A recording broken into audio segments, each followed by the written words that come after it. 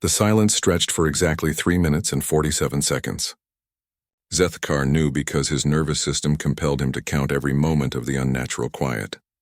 When the humans finally moved again, they did so with a coordination that defied explanation. Without speaking, they formed new groups based on what Zethkar could only describe as invisible signals. Some gathered around weapon stations, others moved toward what appeared to be tactical displays, and still others began what looked like a complex physical routine. How did they coordinate without verbal communication? Zethkar asked Commander Chen, his voice barely above a whisper. The silence had affected him too, and breaking it felt almost sacrilegious. Practice, she replied simply. But more than that, when humans prepare for battle, we develop a kind of shared consciousness. We start thinking as one organism instead of 50 individuals. A group of humans near the front of the room began removing their shirts, revealing skin marked with permanent ink designs. Zethkar had read about human tattoos in the cultural briefings, but seeing them in this context was different. These weren't decorative. They were records. Each human skin told a story of violence survived and enemies defeated. Names, dates, locations, symbols that represented battles fought and comrades lost. One female human's back was covered in small star-shaped marks, and when Zethkar's translator analyzed the accompanying text, he realized each star represented a confirmed kill. "This is a form of psychological conditioning," he murmured into his recording device. "They maintain permanent physical reminders of their capacity for violence." "Wrong again, Doc," said a voice behind him. Zethkar turned to see Lieutenant Rodriguez, the young human who had approached them earlier. "It's not about violence. It's about responsibility." The lieutenant's tone was conversational, but his eyes held that same distant quality. "Every mark you see represents someone who won't be going home to their family, because we did our job. We don't celebrate that. We carry it." Rodriguez pulled up his own sleeve, revealing a series of small symbols running down his forearm. 37 engagements, 41 confirmed kills. Each one was somebody's son, daughter, parent, friend. I remember every single face. Zethkar's scales shifted uncomfortably. This seemed psychologically damaging. In most species, the act of killing creates trauma that requires extensive mental health treatment. "Oh, it creates trauma," Rodriguez agreed. "The difference is we don't try to forget it. We use it." Another human approached their group, this one carrying what appeared to be a musical instrument. Zethkar recognized it as a guitar from the cultural briefings. The human began playing, but the music was unlike anything he had heard before. It was haunting, almost mournful, yet somehow energizing. Other humans began joining in, some with their voices, others with improvised percussion using their equipment. The song they sang was in a human language his translator identified as Gaelic, and the melody spoke of loss, honor, and the acceptance of death. "It's a war song," Commander Chen explained, seeing his confusion. "Every human culture has them, songs that help us process what we're about to do and what might happen to us." As the music continued, Zethkar noticed something remarkable happening. The individual expressions of the humans were changing. The blank, distant stares were being replaced by something else. Not emotion exactly, but a kind of grim determination. They were transforming, but not into mindless killers. They were becoming something more focused, more unified, and infinitely more dangerous. The song ended, and immediately another group began a different activity. They produced small containers of paint and began applying it to their faces and exposed skin. Unlike the decorative face painting Zethkar had observed in other cultures, these patterns were stark and intimidating. Some humans painted their faces to look like skulls. Others used designs that seemed intended to make them appear less human. "The paint serves multiple purposes," Lieutenant Rodriguez explained, seemingly reading Zethkar's confusion. "It helps us intimidate enemies, but more importantly, it helps us distance ourselves from who we are outside of combat." "Distance yourselves?" "Doc, what you're watching is 50 people preparing to do things that go against every moral principle they were raised with," Commander Chen said. "We're about to board enemy ships and kill every living thing on them. That's not something normal people can do while remaining psychologically intact." Rodriguez nodded. "So we become something else temporarily. The paint, the rituals, the mindset shift. It all helps us become the killers we need to be while protecting the people we really are." A new group activity began, this one more disturbing than the others. Humans began pairing off and engaging in what looked like combat practice. But Zethkar quickly realized they were using real weapons set to low power. They were actually hurting each other deliberately and systematically. "This appears to be self-harm," Zethkar said, his voice rising in alarm. "Should I alert your medical staff?" "They are the medical staff," Commander Chen replied. "Doc Torres over there with the knife? She's our chief surgeon. Lieutenant Kim taking the beating? Head of psychological services." As Zethkar watched, a human took a blade across his shoulder, leaving a shallow but bleeding cut. Instead of seeking treatment, the human smiled grimly and returned the favor to his partner. "Pain management," Rodriguez explained. "If you're going to function in combat, you need to know you can think clearly while hurt. Better to test that here with people you trust than find out during a real fight." The ritual continued for another hour, with humans cycling through different activities. Some meditated in groups, their breathing synchronized to an almost supernatural degree. Others performed equipment checks with obsessive precision, stripping and reassembling weapons so many times that the actions became automatic. Throughout it all, that 1,000-yard stare continued to dominate their expressions. But now Zethkar was beginning to understand what he was seeing. It wasn't psychological damage or dissociation. It was focus so intense that it bordered on the supernatural. "Commander," he said slowly, "in all my studies of galactic species, I've never seen anything like this. Your people are voluntarily inducing a form of controlled psychological transformation." "That's right," she confirmed. "Most species try to remain civilized even in combat. They fight with restraint, following rules of engagement and trying to minimize psychological damage to themselves. And humans don't?" Commander Chen's expression shifted fully into that distant stare, and when she spoke, her voice carried an authority that seemed to come from somewhere deeper than her individual personality. "Humans understand something that other species don't. Doc, sometimes the only way to protect civilization is to temporarily abandon it. Sometimes the only way to preserve your humanity is to voluntarily set it aside." The final activity was the most disturbing yet. The humans formed a large circle, and one by one they began speaking. But instead of encouragement or battle cries, they spoke about death. Their own death specifically and in graphic detail. "If I take a plasma bolt to the chest," one human said matter-of-factly, "my armor should keep me functional for approximately 47 seconds. That's enough time to complete my assigned tasks and provide covering fire for the next phase." Another spoke up. "Boarding action, close quarters. If I'm compromised by Korthak neural toxin, remember that I carry enough explosives to take out a 10-meter radius. Don't hesitate to detonate remotely if necessary." Zethkar's recording equipment was working overtime, but his mind was struggling to process what he was hearing. "They're planning their own deaths," he whispered. "No," Lieutenant Rodriguez corrected. "They're accepting the possibility and planning around it." Big difference. As each human spoke, the others listened with complete attention, memorizing the details, incorporating each individual's death scenario into their collective planning. It was the most coldly practical approach to mortality that Zethkar had ever witnessed. The ritual was drawing to a close, and the transformation was complete. Looking around the room, Zethkar no longer saw 50 individual humans. He saw a single deadly organism with 50 components, each perfectly synchronized with the others. They were no longer people preparing for battle. They had become the battle itself, waiting to be unleashed. The aftermath of the ritual left Zethkar feeling fundamentally changed. As the humans dispersed to their individual preparation stations, he found himself questioning everything he thought he knew about civilized behavior. His hands trembled as he reviewed the recordings, and he realized that for the first time in his career, as a xenobiologist, he was afraid of his subjects. "Fascinating, isn't it?" Commander Chen's voice came from directly behind him, causing his carapace to rattle with surprise. He hadn't heard her approach, which was impossible given his species' enhanced auditory capabilities. "Commander, I must ask, do you consider yourselves to still be the same species that first contacted the Galactic Council?"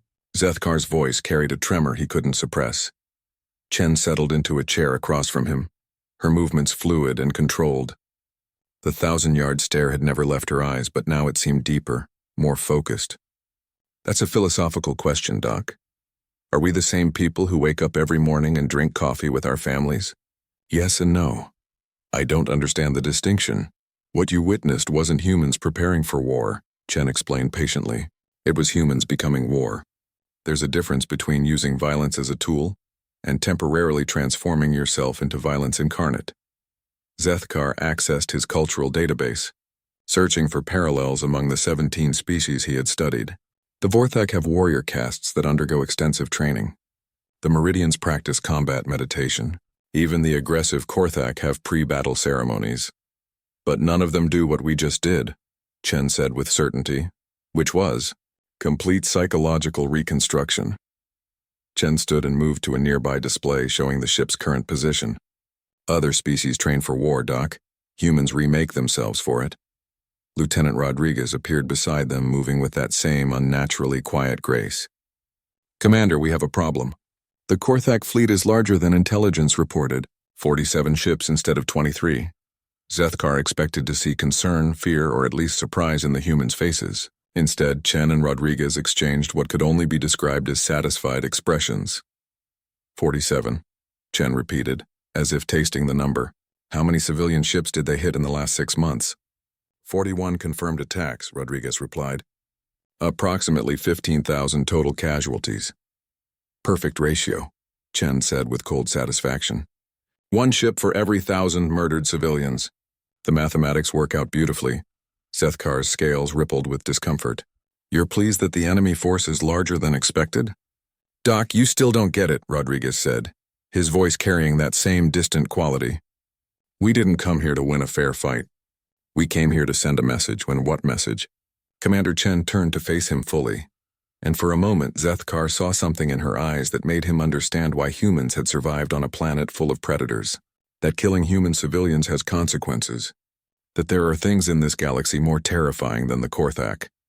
A soft chime echoed through the ship, and immediately every human visible through the doorway stopped what they were doing and stood at attention, not the formal military attention Zethkar had observed in other species, but something more primal.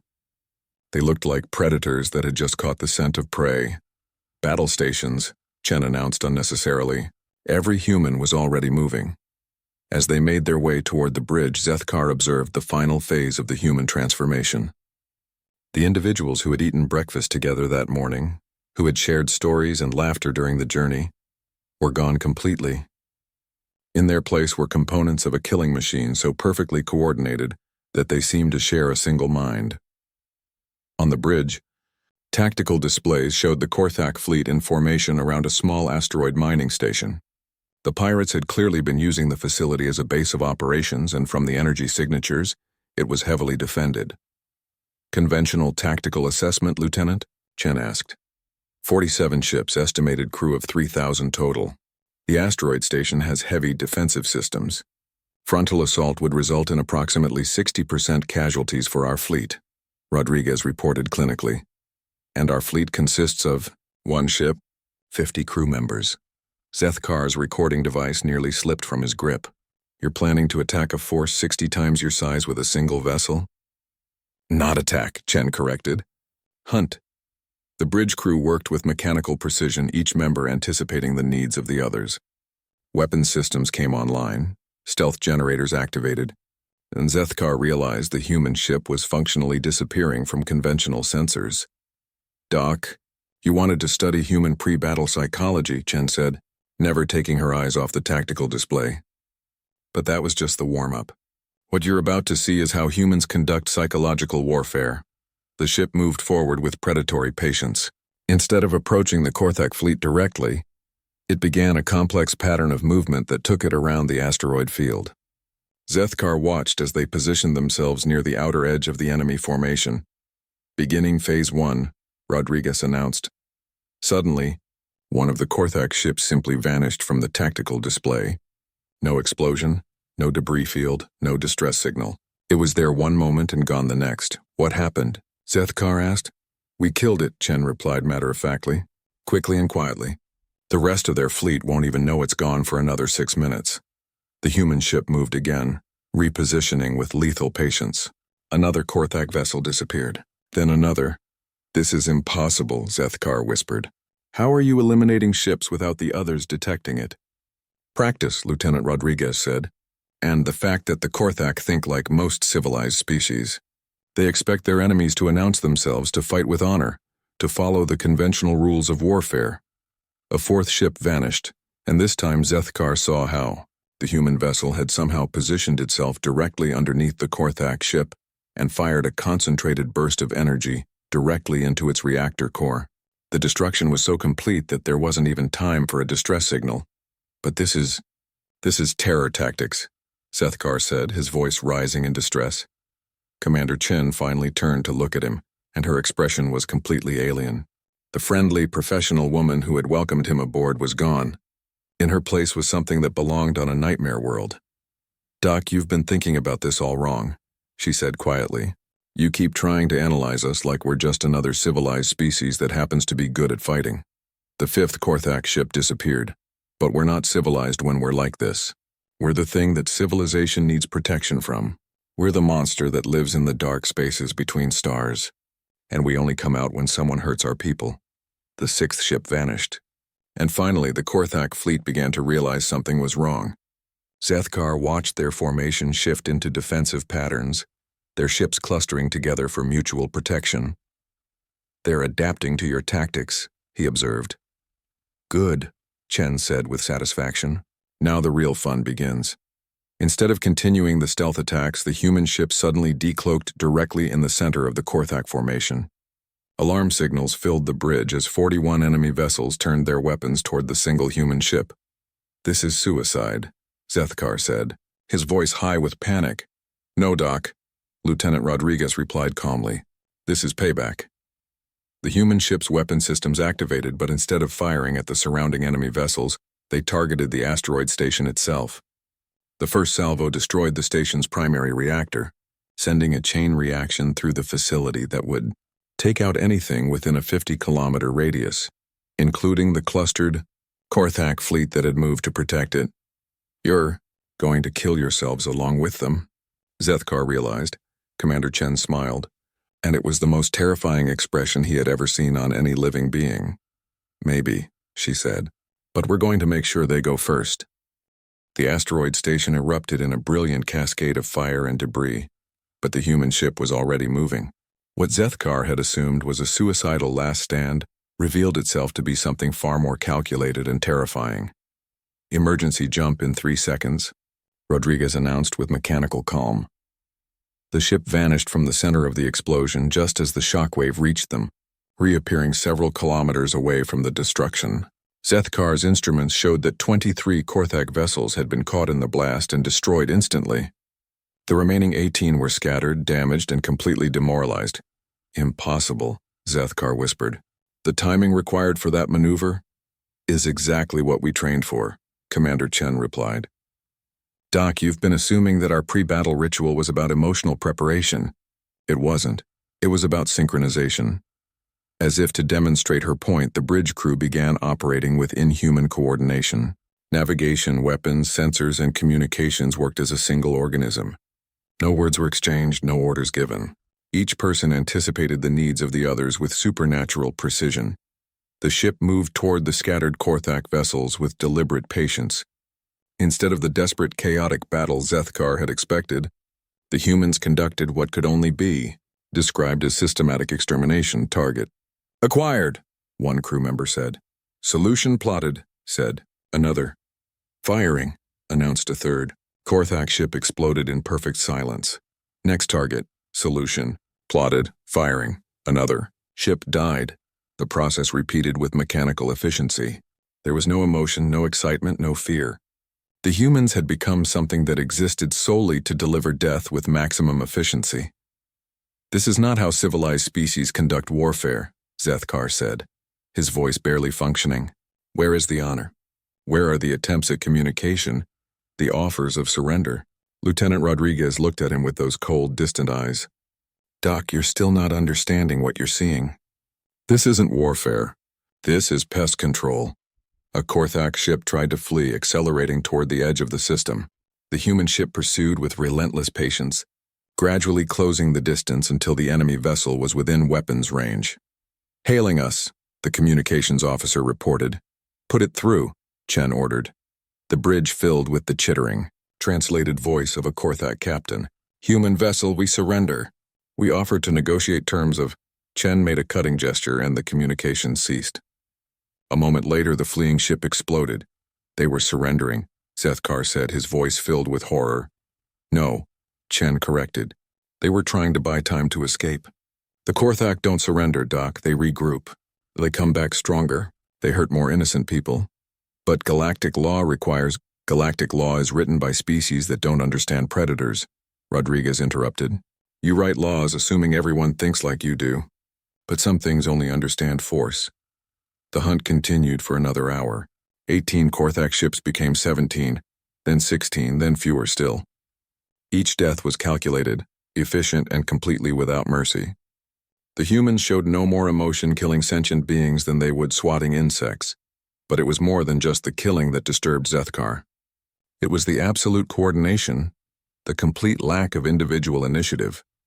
The 50 humans on the ship had genuinely become a single organism, dedicated to one purpose: the complete elimination of their enemies. How do you maintain this level of coordination? He asked during a brief lull while they pursued another fleeing vessel. Practice, Chen said simply, but more than that. When humans bond for combat, we temporarily suppress our individual consciousnesses in favor of collective awareness. It's an evolutionary adaptation. Evolutionary? Humans evolved as pack hunters, Doc. When we hunted as tribes, the most successful groups were the ones that could think and act as a single organism. That ability never went away. We just applied it to space warfare. Another Korthak ship died. The individual personality you met when you came aboard? Chen continued. She's still here, but she's dormant. What's in control now is the collective consciousness of 50 humans, who have temporarily merged into something greater than the sum of their parts. Zethkar watched as the remaining Korthak vessels tried increasingly desperate tactics to escape. Some attempted to hide in asteroid fields, others tried to scatter in different directions, and a few even turned to fight. None of it mattered. The human ship tracked each one with patient determination and eliminated them systematically. What disturbed him most was the complete absence of satisfaction or pleasure in the humans' faces. They weren't enjoying the hunt. They weren't celebrating their victories. They were simply functioning, like a natural force that had been set in motion and would continue until its purpose was fulfilled. There, Rodriguez announced as the last Korthak ship exploded in the distance. All targets eliminated. The bridge fell silent for exactly 1 minute. Then, as if responding to an invisible signal, the crew began the process of returning to normal operations. But Zethkar could see that they weren't immediately reverting to their individual personalities. The transition back takes time, Chen explained, noticing his attention. You can't just flip a switch and go from collective consciousness back to individual awareness. It's a gradual process. How long? About 6 hours for full personality restoration. During that time, we're still partially merged. It's actually the most dangerous period for anyone who might be perceived as a threat. As if to demonstrate her point, every human on the bridge turned to look at Zethkar simultaneously. Their expressions weren't hostile exactly, but there was something predatory in their gaze that made his survival instincts scream warnings. They're evaluating whether I pose a danger, he realized. That's right, Chen confirmed. Right now their primary concern is threat assessment. You're an unknown quantity on their ship during a vulnerable transition period. Zethkar remained very still, instinctively understanding that any sudden movement might trigger a response he couldn't survive. The humans continued to watch him with that collective attention for several more minutes before gradually returning to their duties. Commander, he said carefully, what I've witnessed today, this level of coordination, this transformation of individual consciousness, how common is this ability among your species? Every human can do it to some degree, Chen replied. It's how we survived long enough to develop civilization. Most humans never push it this far, but under the right circumstances, any group of humans can become what you just witnessed. The right circumstances being? Threat to the tribe, Chen said simply. Real or perceived danger to people we consider part of our pack. It's an automatic response that we can't completely suppress even if we wanted to. The implications hit Zethkar like a physical blow. He wasn't just observing the military capabilities of humanity's warrior class. He was seeing something that every human possessed at a fundamental level. Commander, I need to ask directly, he said, his voice trembling. What happens when humanity decides that another species represents a threat to your Tribe. Commander Chen's expression was slowly returning to normal, but the 1,000-yard stare lingered in her eyes. "Doc," she said quietly, "you really don't want to find out." The transition began 2 hours after the last Korthak ship died. Zethkar noticed it first in the way the humans started moving differently. The perfect mechanical coordination began to break down, replaced by small variations in timing and movement that suggested individual consciousness returning. It was Lieutenant Rodriguez who spoke first, his voice carrying a tremor that hadn't been there during the battle. "Commander, we have a problem." Chen turned toward him, and Zethkar saw confusion flicker across her face. For a moment, she looked like someone waking from a deep sleep. "Report." "Ma'am, I can't remember the last 3 hours clearly. I know we completed the mission, but the details are—" Rodriguez rubbed his temples. "It's like trying to remember someone else's dream." This was new information. Zethkar activated his recording device as Chen nodded with understanding. "That's normal, Lieutenant. Individual memory storage during collective consciousness isn't perfect. The important thing is that the mission was successful." Around the bridge, other crew members were beginning to show similar signs of disorientation. Some stared at their hands as if seeing them for the first time. Others looked around the bridge with expressions of confusion, as if they weren't quite sure how they had arrived there.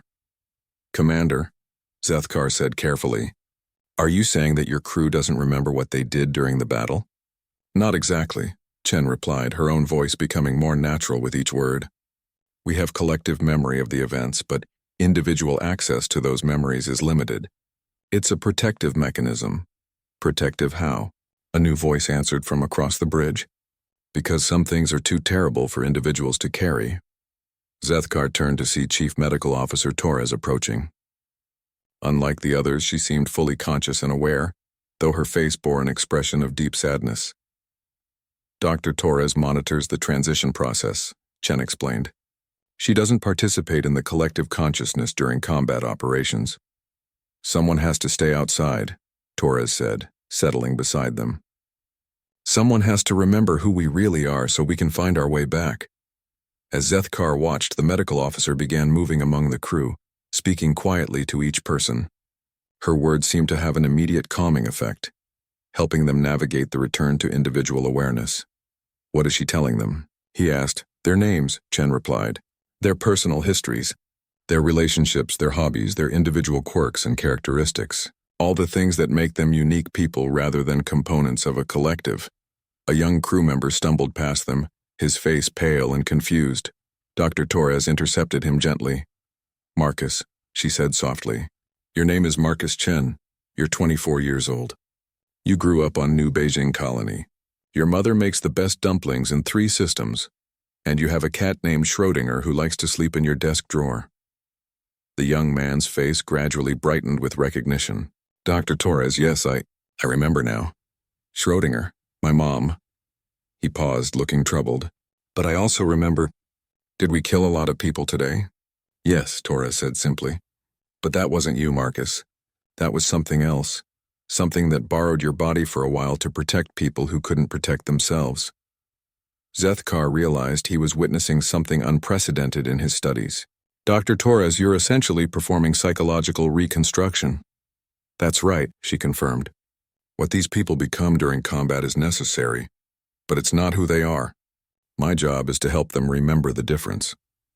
Commander Chen was undergoing her own transition, and Zethkar could see the cold. Predatory intelligence being replaced by something warmer and more recognizably human. "Doc," she said, her voice now carrying genuine warmth, "I owe you an apology. Some of the things I said during the transition, they weren't really me talking. But they came from your collective consciousness," Zethkar pointed out. "Surely that represents some aspect of human psychology." "It represents our capacity for survival," Dr. Torres answered. "When humans are threatened, we can become something that exists solely to eliminate that threat. But it's not our natural state, and it's not who we choose to be under normal circumstances." Around the bridge, the crew was gradually returning to normal. Conversations began, tentative at first, but becoming more natural. Someone laughed at something, and the sound seemed to break a spell that had been hanging over the ship. "How often do humans undergo this transformation?" Zethkar asked. "In military service?" "Hopefully never," Chen replied. Most human conflicts are resolved through diplomacy, economic pressure, or limited military action that doesn't require this level of psychological merger. But when it is necessary? When it's necessary, we become the most effective killing machine the galaxy has ever seen, Dr. Torres said bluntly. But we pay a price for it. Not everyone makes the transition back successfully. What happens to those who don't? Chen's expression darkened. Some get lost in the collective consciousness. They can't find their way back to individual awareness. Others remember too much of what they did and can't reconcile it with their peacetime personalities. And some, Dr. Torres added quietly, decide they prefer the collective state. They find individual consciousness too lonely, too limited compared to the merged awareness. A crew member approached them, this one fully restored to individual awareness. Commander, we've completed the mission debrief. All Korthak vessels in the sector have been eliminated. Estimated civilian casualties prevented, approximately 50,000. Thank you, Lieutenant. How are you feeling? Like I need about 12 hours of sleep and a very long conversation with my family, the lieutenant replied with a weary smile. But intact, ma'am. All of us made it back. As the crew continued their recovery process, Zethkar found himself grappling with the implications of what he had witnessed. The humans hadn't just demonstrated superior military tactics or advanced technology. They had revealed a fundamental aspect of their species that had no parallel in galactic civilization. Dr. Torres, he said, from a scientific perspective, how did this ability evolve? What evolutionary pressures created this capacity for collective consciousness? Survival on a death world, she replied simply. Earth is unusually dangerous compared to most inhabited planets. The evolutionary pressure was enormous. Groups that could merge consciousness temporarily had significant advantages when hunting large predators or defending against external threats. But most species develop individual intelligence as their primary survival strategy. Most species didn't evolve on Earth, Chen pointed out. We had to become something that could outthink, outhunt, and outfight everything else on our planet.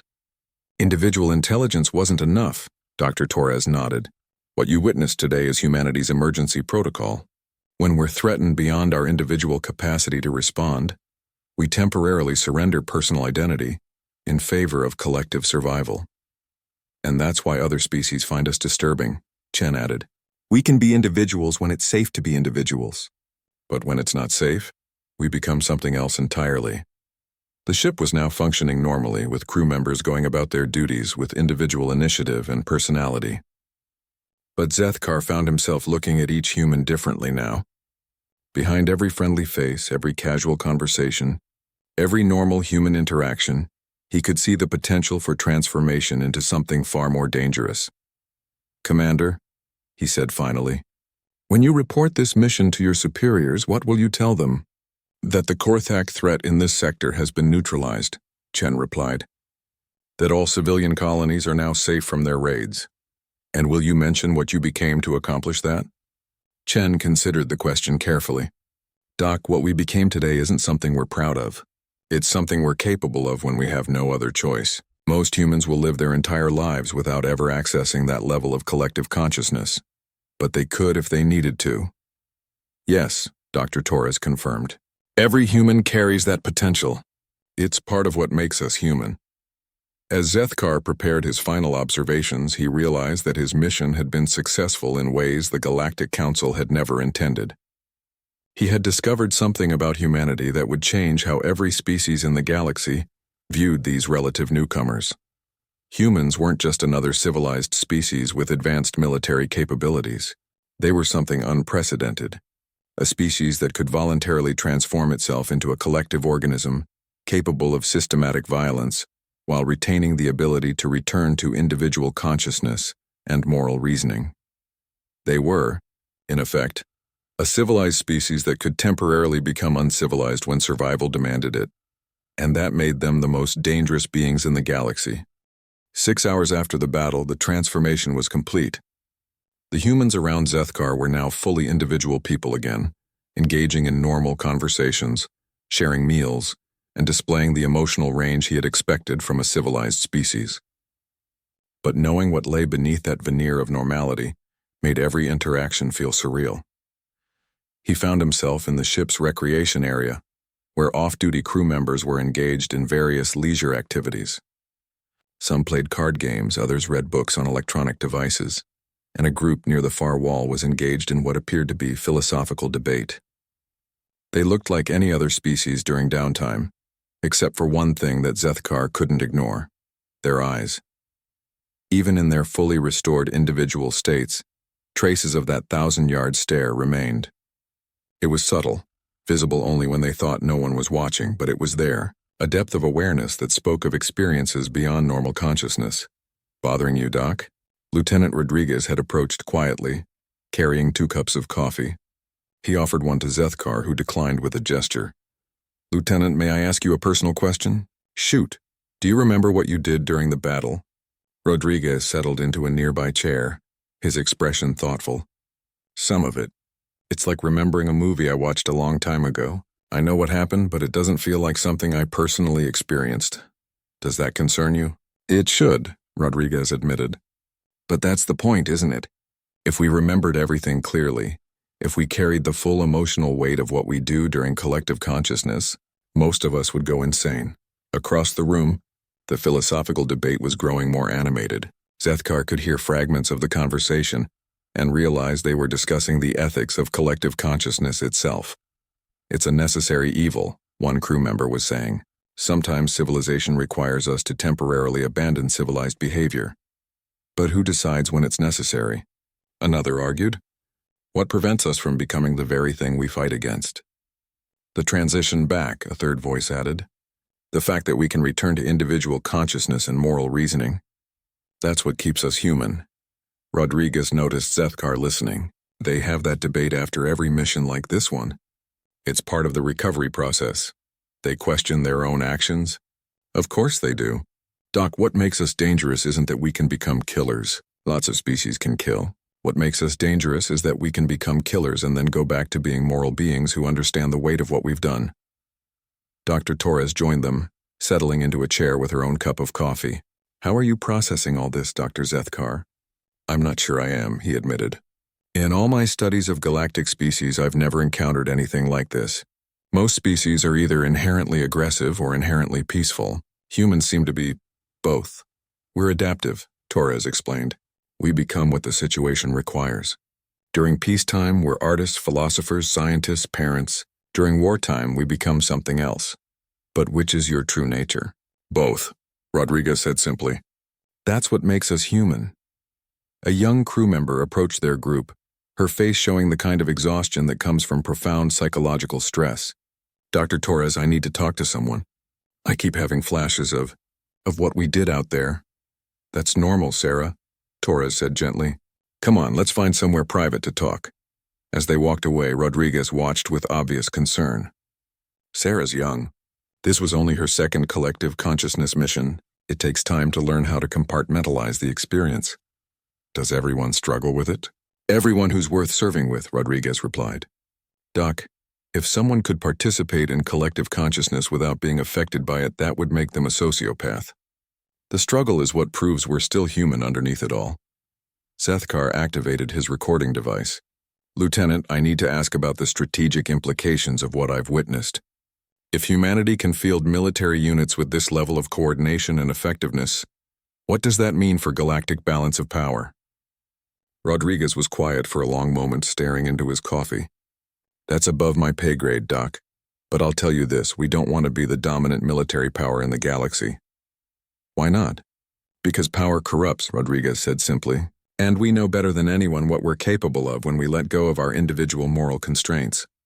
The last thing the galaxy needs is for humans to decide that collective consciousness is a better way to live than individual awareness." The implications sent a chill through Zethkar's carapace. Has that ever happened? Has a human group remained in collective consciousness permanently? "Not officially," Rodriguez said carefully. "But there are rumors. Military units that went too deep and couldn't find their way back. Colonies that faced existential threats and merged consciousness to survive, then never separated again. What happened to them?" "They disappeared," Rodriguez said quietly. "Cut all contact with the rest of humanity. We don't talk about it much, but it's one of our greatest fears. that we'll lose ourselves in the collective and never come back. Around them, normal human life continued. Conversations, laughter, the ordinary interactions of a civilized species. But beneath it all, Zethkar now sensed something else, a collective potential that could be activated at any moment, transforming these individuals into something far more dangerous. Commander Chen appeared at their table, looking refreshed and fully human again. "How are you doing, Doc? I know today was probably overwhelming. Commander, I need to understand something. The collective consciousness you demonstrated today, is this something humanity uses frequently?" "God, no," Chen replied immediately. "Most human military operations are conducted by individuals working as a team. What you saw today is reserved for extreme circumstances, such as existential threats to human populations, situations where normal military tactics are insufficient." Chen's expression grew serious. "Doc, we don't like what we become during collective consciousness. It's effective, but it's not who we want to be." "But you're capable of it." "Yes. Every human is capable of it to some degree, and that's what makes us different from every other species in the galaxy." Dr. Torres returned, her expression troubled. "Sarah's going to be fine, but she raised an interesting point. She asked why we don't warn other species about what they might face if they threaten human civilians." "And what did you tell her?" Chen asked. "That fear isn't a foundation for peaceful relations," Torres replied. "But she's not wrong. If other species understood what happens when humans feel truly threatened, they'd either surrender immediately or attack us preemptively." Rodriguez finished. "Neither outcome serves galactic peace." Zethkar found himself thinking about his own species, about the peaceful Meridians, about all the civilized worlds that had welcomed humanity into the galactic community. None of them had any idea what they were really dealing with.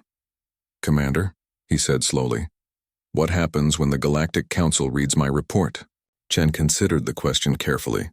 "That depends on what you put in it, Doc. You could write a standard assessment noting human military effectiveness and tactical capabilities.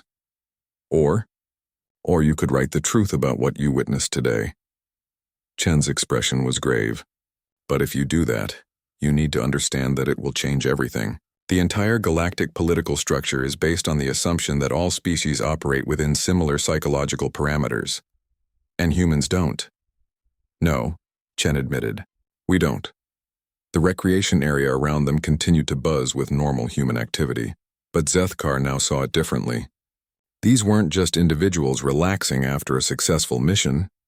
They were components of something vastly more dangerous, temporarily existing in their safest possible configuration. "Commander, may I ask one final question?"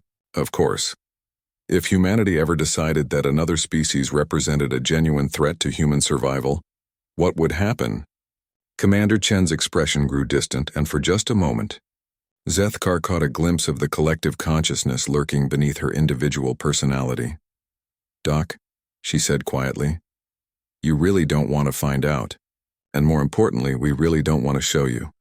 As Zethkar prepared to return to his quarters to begin writing his report, he realized that he faced an impossible choice.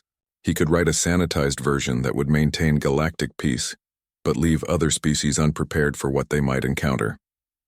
Or he could write the truth and potentially trigger a galaxy-wide crisis as every species reevaluated their relationship with humanity. Either way, his simple observation mission had uncovered something that would change the course of galactic civilization. The question was, change it how? Zethkar sat in his quarters aboard his research vessel, staring at the blank report template on his screen. The human ship Defiant was docked nearby, its crew going about their normal duties as if they hadn't just eliminated 47 enemy vessels with unprecedented efficiency. Through his porthole, he could see human crew members moving through the corridors, laughing and talking like any other civilized species. But he knew better now. His recording devices contained hundreds of hours of documentation. Video of the pre-battle rituals, audio of the conversations, detailed scans of human biometric data during the collective consciousness phase. It was the most comprehensive study of human military psychology ever conducted, and he had no idea what to do with it. A soft chime indicated an incoming message. Commander Chen's face appeared on his communication screen, her expression friendly and professional.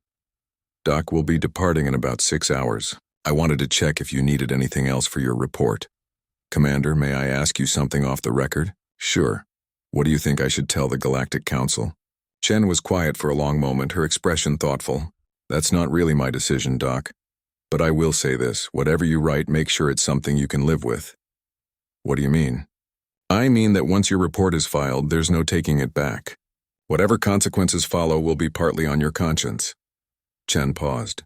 The question you need to ask yourself is, what serves the greater good of galactic civilization? After she signed off, Zethkar found himself reviewing the recordings again. The transformation from individuals to collective organism, the systematic elimination of enemy forces, the cold mechanical precision with which humans had conducted what could only be described as genocide, but also the struggle to return to individual consciousness.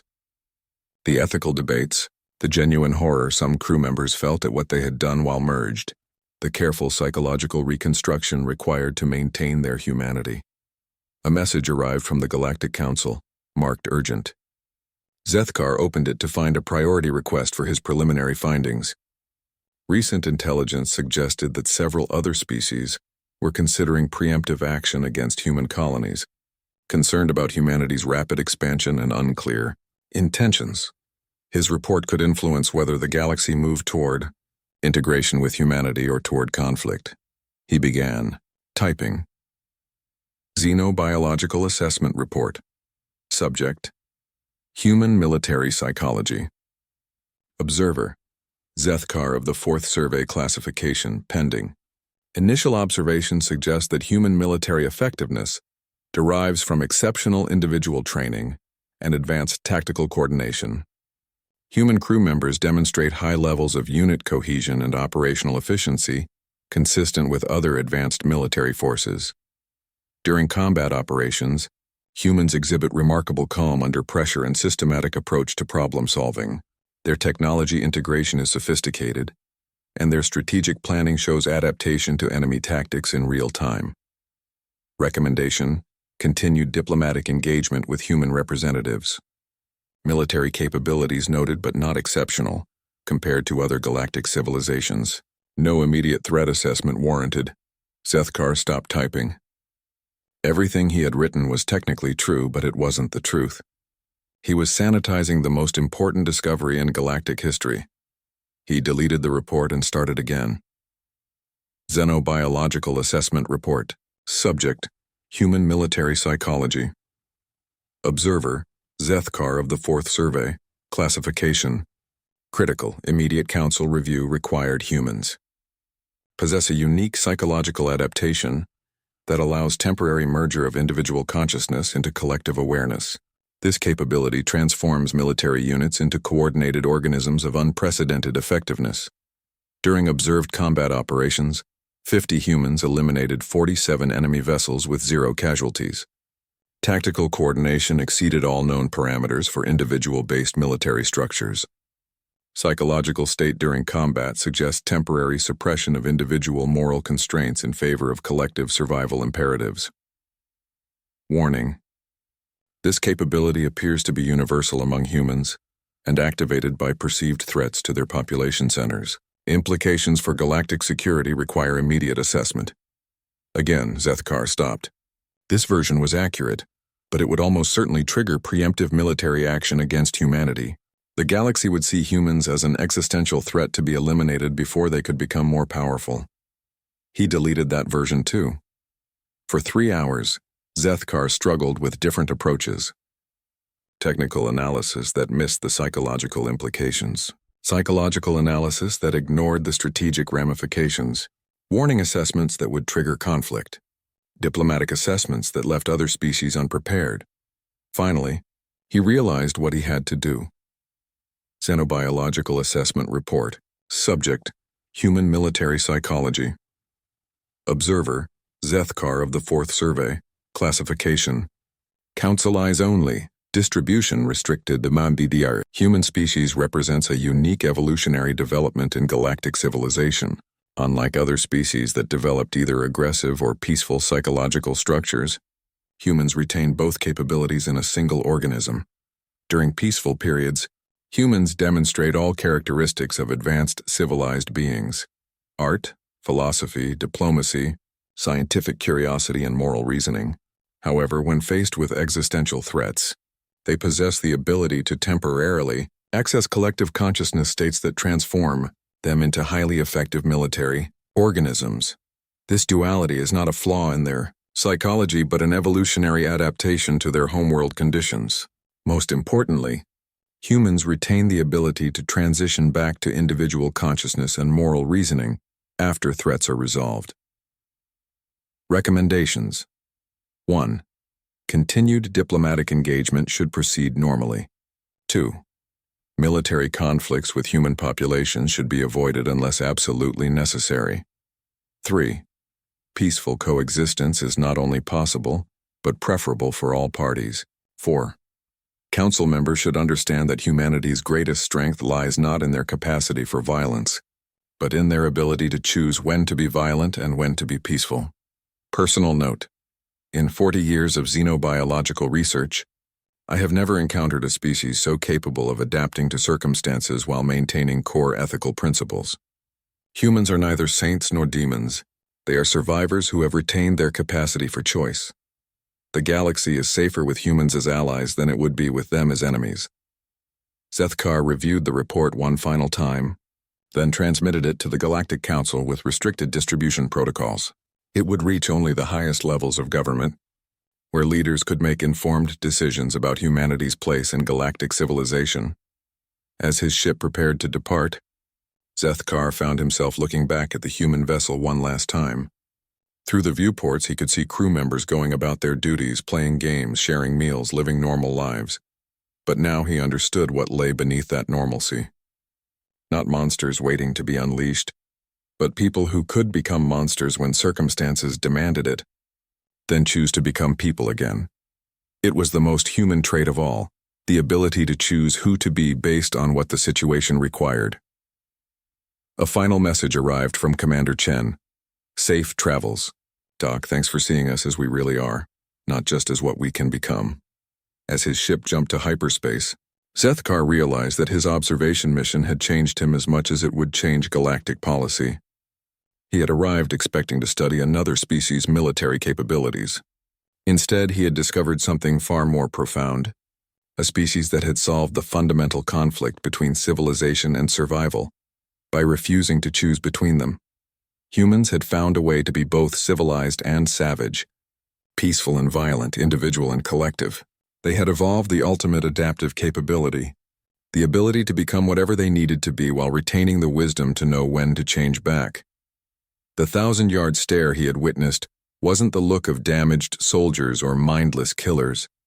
It was the expression of beings who had temporarily set aside their individual humanity to protect the humanity of others, knowing they could reclaim it when the task was done. In a galaxy where most species were locked into single psychological configurations, humans represented something unprecedented, a species that could choose its own nature based on circumstances. Whether that made them the galaxy's greatest hope or its greatest threat would depend entirely on how the rest of galactic civilization chose to treat them. Zethkar hoped his report would help ensure that choice was made wisely. The stars outside his viewport looked the same as they always had, but the galaxy had changed forever. Humanity had proven that consciousness itself was more malleable than anyone had imagined. The question now was whether other species could adapt to that reality as successfully as humans had adapted to everything else. Only time would tell.